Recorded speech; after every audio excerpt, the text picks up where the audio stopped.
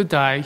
My name is Jing-Sun Liu from Huawei headquarters. A couple of days ago, ITU just approved 3GPP specification as the only 5G standard. So compared to 3G and 4G, we now have only one single standard technology for 5G. But the questions regarding bands remain. Which bands can we use for 5G? And which bands the carriers worldwide has been using to deploy 5G. Today, we're going to address the question of which bands for 5G in the following section. We've been hearing a lot of talk about C-band, but as a matter of fact, 5G can be deployed over high band, mid band, or low band with different rhythm and timing and with different usage and use cases. Most 5G starts with C-band, offering both decent coverage and capacity. And as per ITU recommended, we should have a contiguous 100 MHz per carrier. It can be supplemented by high band such as millimeter wave for the eMBB hotspot or wireless home broadband access. It can also be deployed over low band to offer wider coverage or better uplink. Like LTE, we started a carrier bandwidth of 20 MHz, but in 3GPP specification, we have extended the carrier bandwidth to include 30, 40, and 50 MHz, as is the case for the bands 2.1 GHz and 700 MHz. So let's look at the spectrum allocation worldwide. By the GSMA study of February 2020, we have at least 40 markets who has assigned suitable frequency for 5G. It could be C-band, it could be 2.6 or 2.3, or other bands such as 700. Some select markets with the frequency allocation is put in the table on the right side. It could be seen that the majority of countries have selected C-band for 5G because this actually is the lowest frequency band that we can find large span of contiguous frequency available worldwide. And it offers a decent compromise between capacity and coverage. Nevertheless, when C-band is not available, we resort to other frequency bands as well, such as the case for the Netherlands. At the time of recording, the Netherlands is carrying out auction of 700 MHz, and 3.5 will not be available until 2022. Therefore, as a sum of rule, we should have between 80 MHz or 100 MHz per carrier for mid-band, as per recommended by GSMA. This is the case for the markets including China, European markets, and Japanese market or South Korean markets. In case we don't have sufficient spectrum for the 3.5, band 41 in 2.6 or band 40 in 2.3 GHz can also be considered.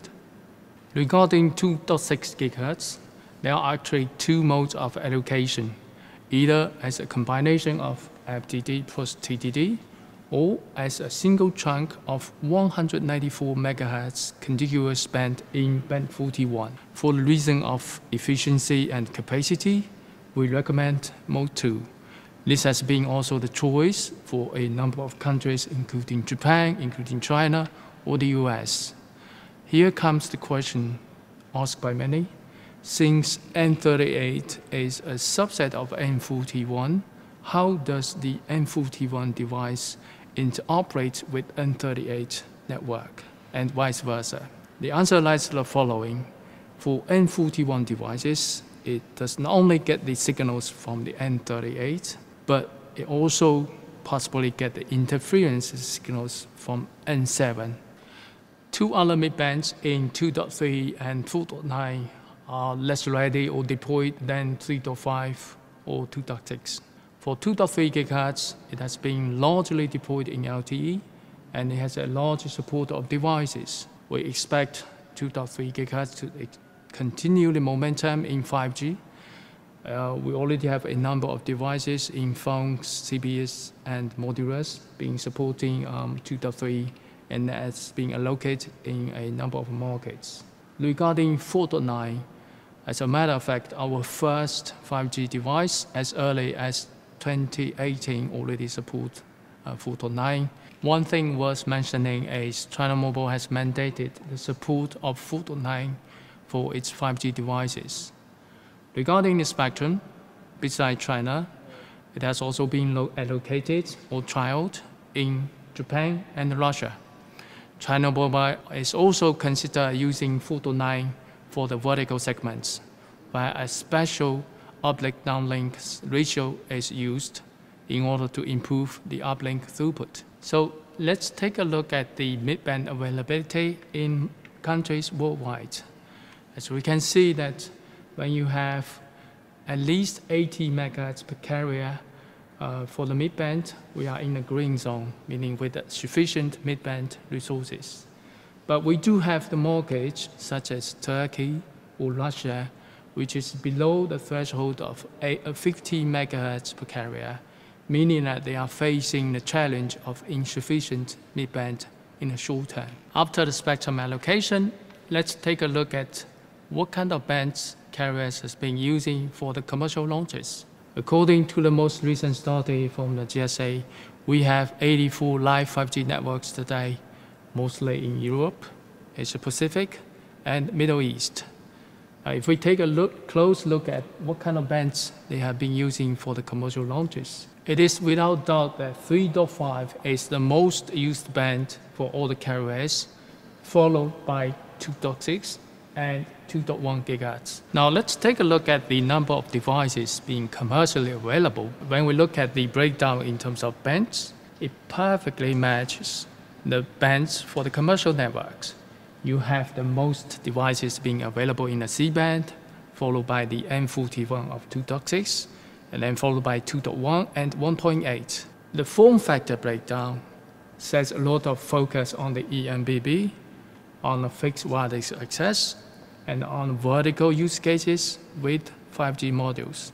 We've seen that the majority of carriers go with 3.5 or 2.6, but we do have carriers who has no access to such bands. That's when the carriers resort to sub-3G bands for fast 5G deployments, as is the case for carriers such as T-Mobile in the Netherlands. It can also be used for fast deployment and the supplemental coverage for C-band. In many countries such as Germany, when the spectrum is auctioned, there's a mandatory coverage requirements. Last, but certainly not least, it can also be used to improve the uplink and to reduce the latency, as was the case for China Telecom. We have been working closely with China Telecom to offer super uplink, which leverage both C-band and 2.1 GHz to offer a higher uplink throughput. Regarding the 3GPP specifications, we can see that sub-3G bands are generally enhanced with a number of options in anchor and in ENDC combinations. In 3GPP specifications, we can see that sub-3G bands are generally enhanced with a number of options in anchor and in ENDC combinations.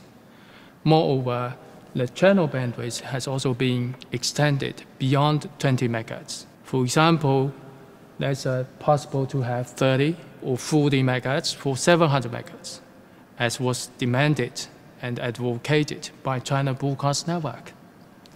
The uptake of sub-3G NR, we forecast there will be a few 5G launches by the end of this year, notably in 2.1, 700, and 1.8. So after all the discussion on C-band, sub-3G NR, and the millimeter wave, the next question will be, what should be the next band for 5G or 5.5G? We believe that a very likely candidate lies in the 6 GHz band because of its availability in most geographic regions and because of its availability of 1.2 GHz contiguous band. Considering the long time between the study and the commercial launch, as was the case for C-band, we recommend the speeding up the process starting from 2019 as a research project.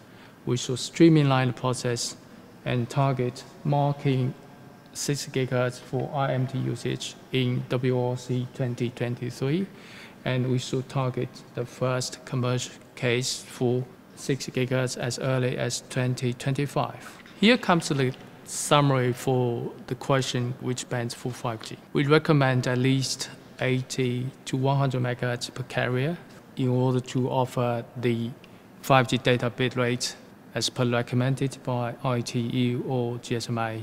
First wave 5G starts with 3.5 GHz or 2.6 GHz to be followed by N40 in 2.3 or 4.9 GHz. Sub-3G NR is gaining momentum as witnessed by the number of deployments starting with 2.1 GHz and 700 MHz.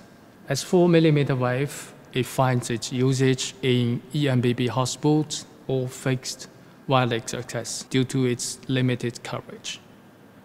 That's all for the section answering the question which bands for 5G.